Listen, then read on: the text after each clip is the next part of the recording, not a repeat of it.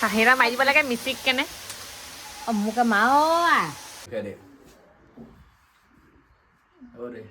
আমি গাঁৱলীয়া ডেকা ল'ৰা এনেকৈ ধুতি পিন্ধো হা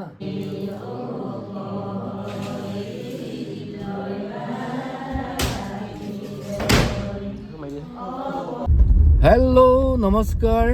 প্ৰথমতে মোৰ দাড়িটো কাটি দিলোঁ এবাৰ দেখাই লৈছোঁ কেনেকুৱা লাগিছে কমেণ্ট কৰি জনাব দাড়িটো কাটি দিলত আপোনালোক সকলোকে মোৰ ইউটিউব চেনেল ব্লগছ উইথ কল্যাণ আৰু মোৰ ফেচবুক পেজ কল্যাণজ্যোতি কোঁৱৰলৈ স্বাগতম জনাইছোঁ আৰু ধন্যবাদ জনাইছোঁ মোৰ ভিডিঅ'টো চাবলৈ আৰম্ভ কৰাৰ বাবে মই আজি আছোঁ গাঁৱৰ ঘৰত আগৰ ভিডিঅ'টো গম পাইছিলে মই গাঁৱৰ ঘৰলৈ আহিছোঁ তো আজি ককাৰ বছেৰিকা মোৰ ককাৰ বছেৰিকা শ্ৰাদ্ধ আৰু আজি হ'ল ফাকুৱা প্ৰথমতে সকলোকে ৰঙৰ উৎসৱ ফাকুৱাৰ বহুত শুভেচ্ছা জ্ঞাপন কৰিছোঁ আৰু ভিডিঅ'টো মই যিহেতু আপলোড শ্বুটটো ফাকুৱাৰ দিনাই কৰিছোঁ আৰু আপলোড কৰোঁতে খালি দুদিন দেৰি হ'ব সেইকাৰণে শেহতীয়াকৈ হ'লেও ৰঙৰ উৎসৱ ফাকুৱাৰ বহুত শুভেচ্ছা জ্ঞাপন কৰিছোঁ ঘৰত আছোঁ আৰু আমাৰ আহোম মানুহৰ বছেৰিকা বা যিকোনো শ্ৰাদ্ধ বুলি ক'লে প্ৰথমতে চবতকৈ ইম্পৰ্টেণ্ট বস্তুটো হ'ল গাহৰি আৰু সাজ তো এতিয়া মই এতিয়া আহি আছোঁ গাহৰি ল'বলৈ তাৰপাছত ৰাতিৰ সকামটো অকণমান আহোমৰ কেনেকৈ নিয়মত কৰে অকণমান দেখাম বছেৰিকাখিনি আপোনালোকে চাই জনাব আৰু মোৰ দাড়ি থকা লুকটো বেছি ভাল লাগে নে দাড়ি নথকা এতিয়াতো বেছি ভাল লাগে সেইটো কমেণ্ট কৰি জনাবলৈ নাপাহৰিব এয়া হ'ল লোকেল গাহৰি মানে আমি আমাৰ অঞ্চলৰ এনেকুৱা কিছুমান জেগা অস্থায়ীভাৱে গাহৰি কাটে এইটো দেখিছে এটা মানে বাছ ষ্টেণ্ডৰ জিৰণি চৰা ইয়াতে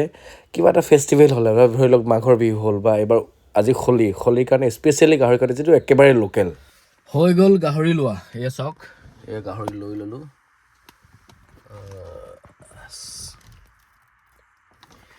গাহৰি বজাৰ হৈ গ'ল এতিয়া যাওঁ অলপ মিঠাই লৈ লওঁ মিঠাই লোৱাৰ পাছত ঘৰত আমাৰ পাচলি কটা পৰ্ব আহিব কিবা আহিব সেইবোৰ দেখাম ব'লক আৰু মিঠাই ল'লোঁ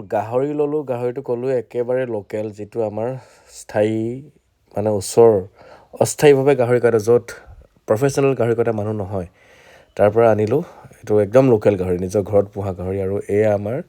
ভণ্টীয়ে চাটনিৰ কাৰণে নৰসিংহ পাত চাফা কৰি আছে আৰু এইফালে হ'ল আমাৰ গাঁৱৰ জ্ঞাতি মানে ইয়াত থকা সকলোবোৰ আমাৰ ৰিলেটিভছে এয়া আপাদৌ এয়া মোৰ মানুহজনী এয়া বৌ এইজনী মোৰ খুৰী সেই দুইজনী মোৰ খুৰী আৰু সেইজনী মোৰ বৌ আৰু সেয়া আলু কাটিছে পিঁয়াজ কাটিছে গাঁৱত মানে সেইটো এটা মজাটো বেলেগ গাঁও যে চব্জি কাটিবলৈ যে আহে সেইটোৱে এটা মানে ফূৰ্তি সকলোবোৰ ওচৰৰ মানুহ যিমান আছে সকলোবোৰ মানুহ আহি চব্জি পাচলি কাটি দিয়ে একদম ধুনীয়াকৈ তাৰ পৰা আকৌ তেওঁলোকে যোৱাৰ পাছত আকৌ সকাম যেতিয়া হ'ব সকামত আকৌ খাবলৈ আহিব এই যে পাচলি কাটে এই পাচলি কটা আড্ডাটো মানে একদম বেলেগ মজা আড্ডা আৰু এতিয়া সকামৰ একেবাৰে শেষৰটো বস্তু আহিছে এইটো হ'ল কি ধনিয়া ঘৰৰ চাওক কি মজা কিমান ডাঙৰ দেখিছেনে এই চাইড ধনিয়া এইটো খুতৰাটো ডাঙৰ হয় কিন্তু ধনিয়াখিনি চাওক এহেঁতৰ আমাৰ জেচমিনটা ধনিয়া আৰু এটা বস্তু মই দেখিলোঁ কোনে আনি থৈছিলে নাজানো মানে বহুত দিনৰ পাছত দেখিছোঁ বস্তুটো সেইটো হ'ল আমি নুনি বুলি কওঁ আপোনালোকে কি বুলি কয় জনাবচোন দেই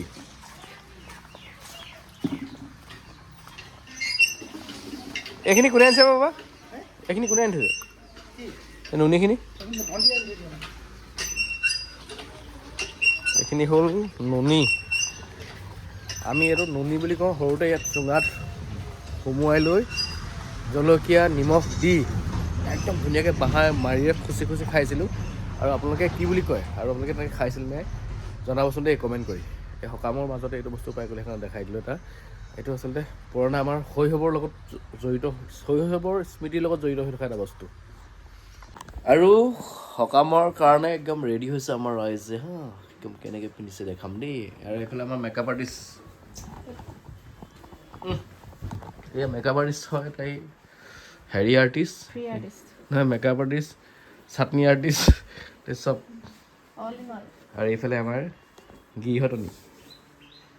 একদম পূৰা পিয়ৰ মুগা ঢকুৱাখানা তুলিকা ঢকুৱাখানা মুগাৰ কাৰণে বিখ্যাত আৰু ঢকুৱাখানাৰ বোৱাৰী হৈ যদি পিয়ৰ মুগা নিপিন্ধে কেনেকৈ হয় নহয় চাই লওক এবাৰ শাহু মায়ে দিয়া ময়ো পিন্ধিম ধুতি সেইটো দেখাম বাৰু আৰু এইফালে আমাৰ আহি গ'ল ৰান্ধনীসকল আৰু একদম ৰান্ধিবৰ কাৰণে যিহেতু আজি বতৰ ডাৱৰীয়া অলপ বতাহ মাৰিব বুলি ধুনীয়াকৈ এইফালে টিৰপাল এটা দি যাতে বাহিৰৰ পৰা বতাহটো নাহে সেইটো কাৰণে বান্ধি দিছে আৰু এইফালে বহি আছে ৰান্ধনীসকল এইফালে মেইন ৰান্ধনীয়ে বনোৱা আৰম্ভ কৰিছে এইফালে দেখিছিলে নহয় গাঁৱৰ জ্ঞাতিসকলে খুৰী বৌহঁতে আহি পাচলি কাটি দি থৈ গ'ল আৰু এতিয়া তাৰে বনোৱা আৰম্ভ কৰিব এই দিনৰ পৰাই বনাইছে ৰাতিলৈ হ'ব এয়া হ'ল আমি আইতা বুলি কওঁ গাঁৱৰে আইতা এয়া হ'ল খুৰী সম্বন্ধত এয়া হ'ল আমাৰ মা আৰু এইগৰাকীও খুৰী এয়া হ'ল আমাৰ সৰু আইতা তো ৰেডি হৈ গ'লো মোৰ এতিয়া এবাৰ সকামৰ কাৰণে মোৰ আউটফিটটো চাই লওক এবাৰ চা দেখাই দে হ'ব দে আমি গাঁৱলীয়া ডেকা ল'ৰা এনেকৈ ধুতি পিন্ধো হা দে গামোচা পিন্ধাই দে আয়ুষ্মান ভৱ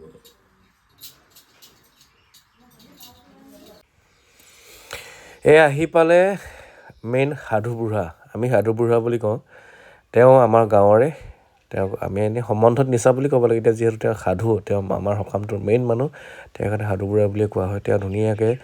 সেৱা কৰি আসন গ্ৰহণ কৰিব আসন গ্ৰহণ কৰাৰ পাছত তেওঁক সকলোৱে বাহিৰতে পাও ধুৱাই আছেহে আচলতে আনে তাৰপাছত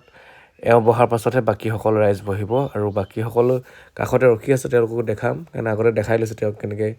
আদৰ সাদৰেৰে আনি আসন গ্ৰহণ কৰায় আৰু এয়া হ'ল আমাৰ মায়ে তেওঁ হাত ধুবৰ কাৰণে চৰিয়া গামলা এইবোৰ আগবঢ়াই দিছে আৰু এইফালে বহি আছে বাকী ৰাইজ আমাৰ ভকতসকল এতিয়া সেই ভকতসকলে তেওঁলোকৰ ওচৰত তেওঁৰ চৰণত আশীৰ্বাদ লৈ ল'ব তাৰপাছতে কাম আৰম্ভ কৰিব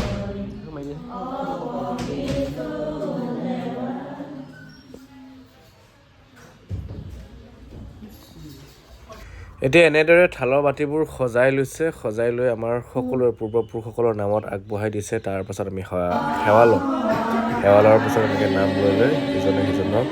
থালৰ ৰস খাবলৈ দিছে আৰু এইফালে আমাৰ ডাঙৰ বা মানুহজনী ভণ্টি সেইফালে বহিলে সেইফালে ওচৰৰ মিতিৰ কুটুম আহি বহিছে আৰু এইফালে এনেকৈ প্ৰথম বুলন লগাই দিয়ে নাম লৈ নাম গাই ইজনে সিজনক অকণমান খুৱাই দিব আৰু এইফালে আমাৰ ভিনদেউ সেইটো ভাগিনটো সেইটো ভাইটি সেইটো হ'ল ভাইটিৰ বন্ধু এনেকৈ মানুহ আহি আছে লাহে লাহে আৰু বাঢ়ি গৈ থাকিব যিমানে সময় হৈ থাকিব বাঢ়ি গৈ থাকিব খালি এবাৰ দেখাই দিছোঁ কেনেকৈ ভকতসকলে ইজনে সিজনক মানে খুৱাই দিয়ে নাম লৈ নাম গাই যেতিয়া শেষ হোৱাৰ পাছত এগতি ইজনে খুৱাই দিব সিজনে খুৱাই দিব চাওকচোন দেই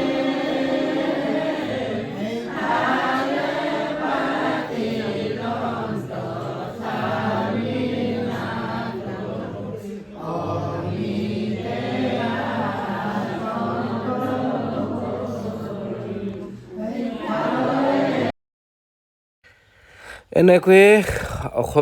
আহোমৰ ৰীতি নীতিৰ মাজেৰে চলি আছে সকাম আপোনালোক সকলোকে ধন্যবাদ জনাইছোঁ আপোনালোকৰ ফালে কেনেকৈ কৰে সেইবোৰ পাৰিলে ভিডিঅ' কৰি বা কমেণ্ট কৰি জনাবচোন আমাৰ নিচিনাকৈ কৰে নে নকৰে আৰু ভিডিঅ'টো শেষলৈকে চাই থকাৰ কাৰণে আপোনালোক সকলোকে বহুত বহুত ধন্যবাদ জনাইছোঁ আকৌ আহি আছে এটা নতুন ভিডিঅ'